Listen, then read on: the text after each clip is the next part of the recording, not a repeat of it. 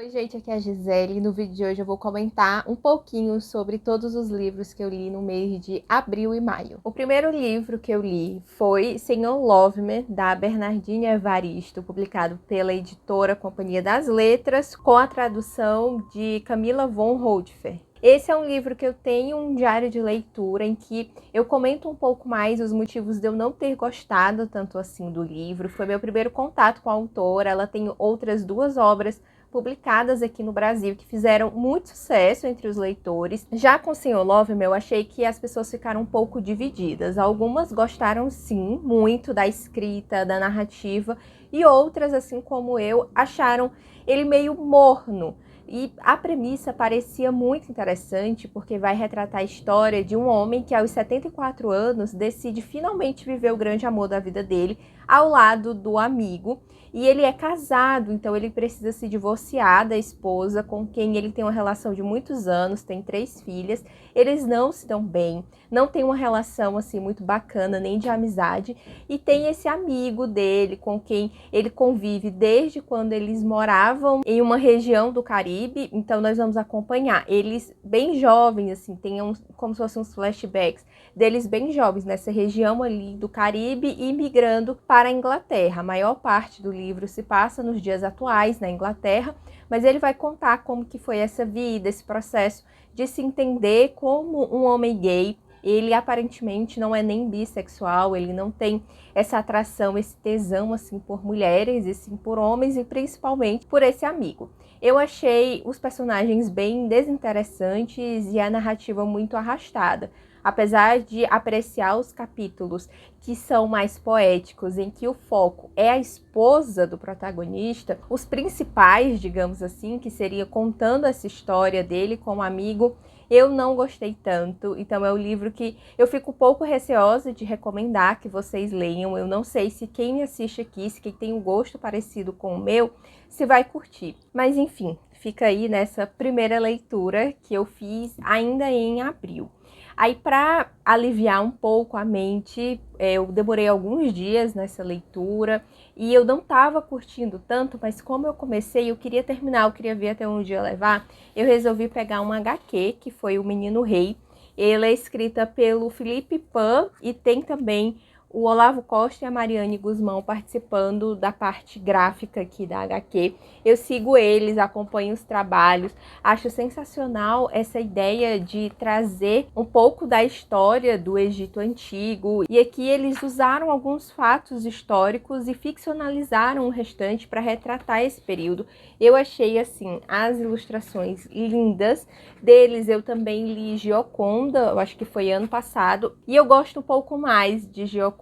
Eu acho que, por ser uma história até um pouco mais simples, aqui a gente se perde um pouquinho na quantidade de nomes e da cultura mesmo que eles estão representando, mas eu adorei, achei lindíssima. Não tenho tanto hábito de ler HQ e fico sempre assim muito encantada com a forma como eles conduzem uma narrativa através das ilustrações, que é bem diferente de um romance. Então, essa daqui eu recomendo bastante. Passando para minha terceira leitura, que eu já consegui convencer algumas pessoas a ler, que foi Mata Doce, da Luciane Aparecida. Esse é um livro nacional, um romance, também publicado pela Companhia das Letras, no selo Alfaguara. Eu li uma leitura coletiva, já comentei um pouco mais sobre ele, tem uma resenha, mas eu quero reforçar a minha indicação de leitura, porque esse é um livro muito sensível. A autora vai abordar memórias, essa reconstituição a partir das memórias, constituição de um espaço, as pessoas que compõem esse mesmo espaço. E aqui nós vamos acompanhar uma protagonista que, a partir de um acontecimento muito traumático quando ela era jovem, ela decide mudar totalmente quem ela é e assume uma nova personalidade, uma nova profissão. Ela passa a se relacionar com as pessoas de forma diferente. Ela foi adotada por 2 mulheres, então nós vamos acompanhar também essa relação dela com as mães. Tem as outras pessoas da região, tem a parte política, do tanto que isso impacta. Tem muitas questões aqui relacionadas a luto, não só dela, mas de outros personagens, e eu achei muito sensível, muito bonito. Ele não é um livro que tem um enredo perfeito, fechadinho, na minha opinião, mas que o todo vale muito a pena. Eu me apeguei super a vários personagens, é um tipo de literatura contemporânea brasileira que ainda me agrada muito, então fica aqui a recomendação, mas deixo o link do vídeo da resenha para quem quiser saber um pouquinho mais. E aí, na sequência, eu li Uma Família Feliz, do Rafael Montes. Eu deixei a minha edição emprestada e vou comentar um pouco por cima, porque também tem um diário de leitura dele. Esse é um thriller nacional que foi publicado pela Companhia das Letras. É um livro recente, é um lançamento, ele saiu junto com um filme, que eu sei que a protagonista é a Grazi Massafera, o Reinaldo Gianecchini. Então tem um elenco, assim, de muito prestígio, e eu fiquei super interessada em fazer a leitura. Houve um tempo na minha vida em que eu lia muito thriller, eu gostava bastante, depois eu fui me distanciando, mas ainda é um gênero que eu curto. Só que aqui o autor, ele conduz de uma forma que eu não achei interessante. Nós temos o último capítulo, que seria o capítulo 30, se eu não me engano, ele está no início do livro. Você lê o desfecho e depois você vai para o capítulo 1. Aí, ao final, ele repete esse mesmo capítulo. Então, assim, a gente já sabe o que vai acontecer e você só vai entender como que tudo isso se desenrola. E eu não gostei de alguns artifícios, assim, sabe? Na construção dos personagens mesmo, que ele utilizou. Achei que ficou muito forçado e a escrita dele realmente não me agrada. Ele explica muito, ele não deixa a gente tentar entender, tentar visualizar. Ele gosta de ficar pontuando, ele repete muito nome. Pra mim não funcionou. Eu vi algumas pessoas que gostam bastante do trabalho do autor realmente comentando que esse não é o melhor livro dele, que preferem outros. Então, não sei o que foi que houve aí. Parece que ele havia escrito primeiro o roteiro do filme e depois providenciou o livro. Não sei. Eu sei que eu não curti e eu acho que quem já é acostumado a ler thriller também não vai gostar. Aí depois eu fui ler um dos livros, assim, que se tornou o meu favorito. É um livro de não ficção que se chama Aos Prantos no Mercado, da Michelle Zauner. E nesse livro a autora, ela relata a experiência dela, um pouco da relação dela com a mãe e após a morte da mãe devido a um câncer muito severo.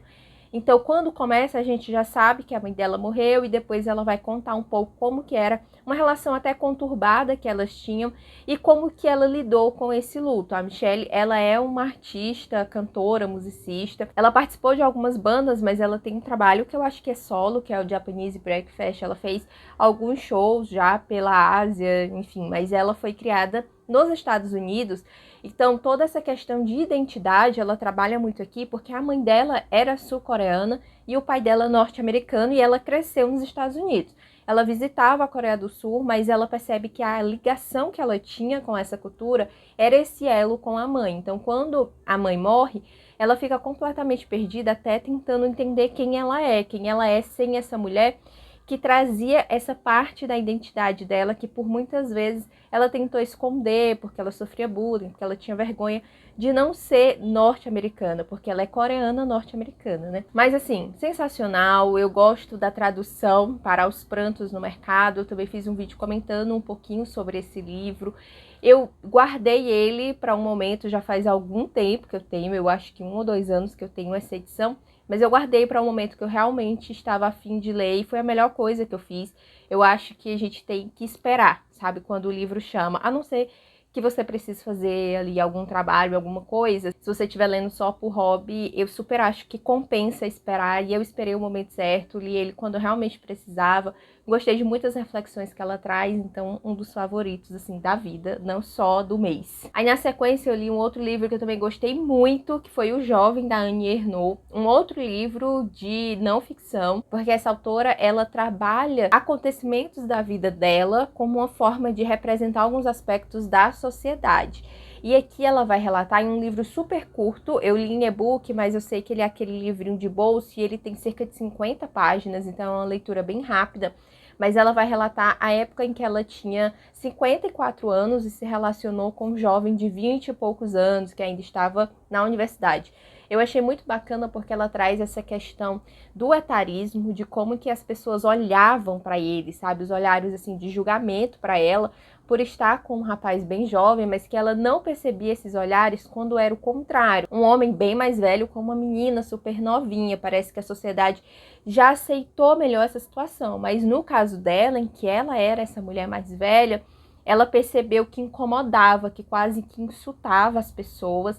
E ela fala muito, não de descoberta como esse jovem, mas do tanto que ele relembrou de tudo que ela já tinha vivido, é como se fosse uma repetição de acontecimentos e de coisas da vida que ela já sabia, que ela já gostava, que ela já conhecia e que ela pôde vivenciar novamente com esse jovem. Eu achei esse livro muito bom mesmo, só que quando eu estava começando a gostar ainda mais, ele acabou. Eu queria que ele fosse um pouco mais extenso, porque eu estava curtindo demais. Outro livro dela que eu li, não esse mês, mas ano passado, foi O Lugar. E eu sou completamente apaixonada por aquele livro. Então, dos dois que eu já li, eu prefiro O Lugar, mas O Jovem, ele é sensacional. Aí eu peguei um lançamento de um romance bem jovem, assim, romântico, que foi o Nate Conto, da Emily Henry. Eu já li, eu já tentei ler, na verdade, outro livro dela, que foi o De Férias com Você, e eu não curti, eu abandonei. Mas esse, como é um lançamento, eu imaginei que talvez tivesse uma escrita um pouco diferente, né, melhorado ali em alguns aspectos que me incomodaram no outro, e realmente eu percebi que ela já é um pouco mais fluida, a forma como ela conta ali a história. E aqui tem todos aqueles acontecimentos de uma grande comédia romântica, em que uma moça vai se casar com um rapaz, mas daí ele desiste do casamento porque ele descobre que ele está apaixonado pela melhor amiga dele, e essa menina fica completamente arrasada, e não só arrasada, mas ela fica também sem ter onde morar, porque eles tinham comprado uma casa juntos, mas na verdade ele tinha comprado a casa e ela estava só mobiliando, então ele pede para ela se retirar e ela vai tentar se abrigar na casa do ex-namorado dessa melhor amiga, porque os dois resolveram ficar juntos e deixaram para trás os relacionamentos atuais. Então ela foi abandonada e o outro rapaz também. Aí ele tem um quarto na casa dele em que ela pode ficar, e aí aquela história, eles vão se conhecer melhor, vão se apaixonar. Mas eu realmente não curto muito a forma como essa autora trabalha os personagens, como ela tenta trazer assim acontecimentos muito dramáticos, não é para mim. E depois que eu vi que muita gente gostou desse livro, né, pessoas assim que curtem mais o gênero, aí eu percebi que realmente o problema sou eu, que não estou nessa vibe, e não o livro. Mas eu li o livro todo. Achei ele bobinho, achei legalzinho. O final eu não gosto tanto, parece ser muito fácil, muito rápido, muito apressado. Ah, e tem um ponto que eu lembro que eu fiquei assim, mas não vai ter isso, que vai ter o casamento, né, desse ex-noivo dela com essa melhor amiga.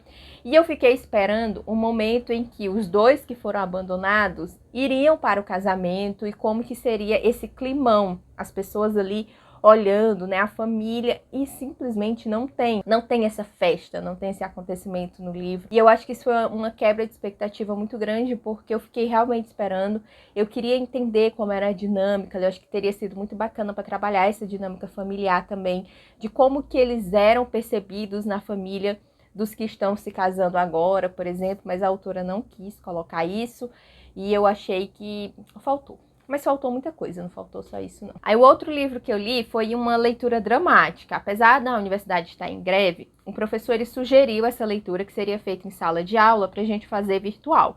Então, os alunos que queriam participar entraram na reunião e nós lemos O Alto da Barca do Inferno, do Gil Vicente, e cada pessoa pegava pelo menos um personagem, só que poucos alunos participaram.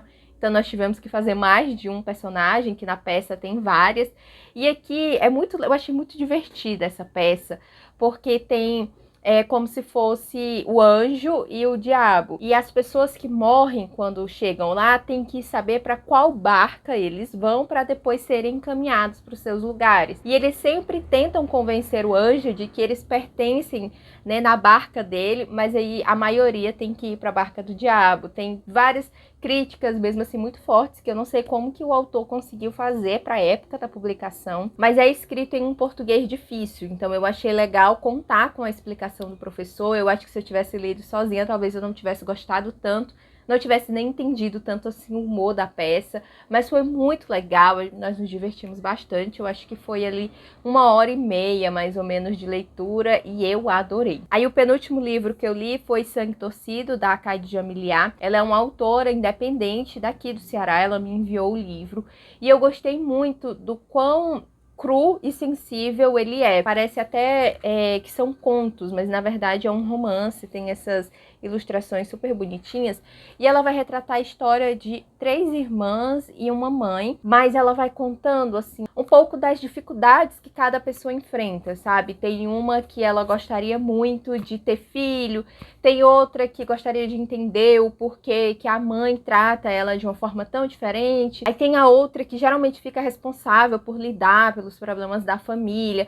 Elas são pessoas que moram numa zona mais rural, um pouco mais humilde, mas tem também aqui alguns personagens da cidade, tem elas se apaixonando, depois se desiludindo, mas é tudo contado assim de uma forma, eu acho que até um pouco ingênua, sabe? Parece que é uma pessoa que tá ali observando essa situação, mas que não se relaciona tanto com os sentimentos. Tem o caso de uma jovem que queria tanto engravidar, mas os bebês acabam nascendo mortos, e tem alguns costumes que são trazidos do interior, como de fazer os bebês de barro para que ela possa se despedir dessas crianças. Gente, assim, eu achei realmente muito bacana, muito bom quando a gente se surpreende assim com um livro.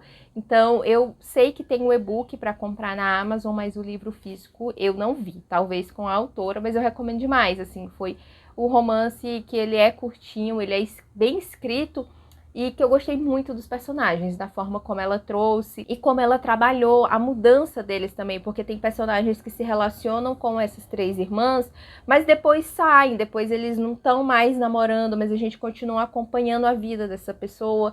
E eu gostei, porque às vezes a gente fica curioso, né, quando deixa de fazer parte ali do núcleo principal, mas a gente se apegou e ainda quer acompanhar para saber como que vai ser o destino dele.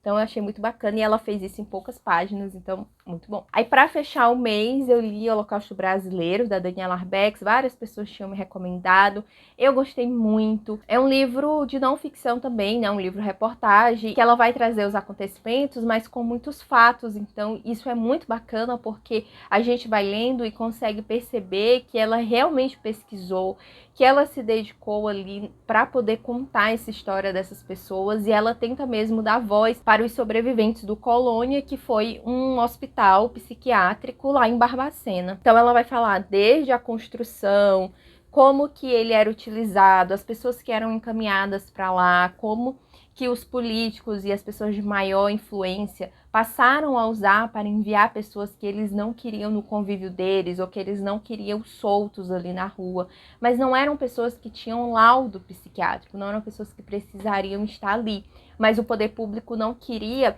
ter trabalho com eles, então jogavam lá e eles viviam em situações assim subhumanas. E tem as fotos também que ela encontrou, que foi o que motivou ela escrever sobre a história deles, e ela conseguiu encontrar alguns sobreviventes ainda vivos na época em que ela estava fazendo a pesquisa, e também ex-funcionários da instituição. Então é um livro muito bacana, tem o documentário da Netflix para quem não quiser ler o livro, ou para quem já leu e quer também saber um pouco mais, e eu deixo a recomendação então aí dos dois. E esse foi o saldo aí dos 2 meses. Eu li no total 10 livros, né? O que dá aproximadamente 5 livros por mês.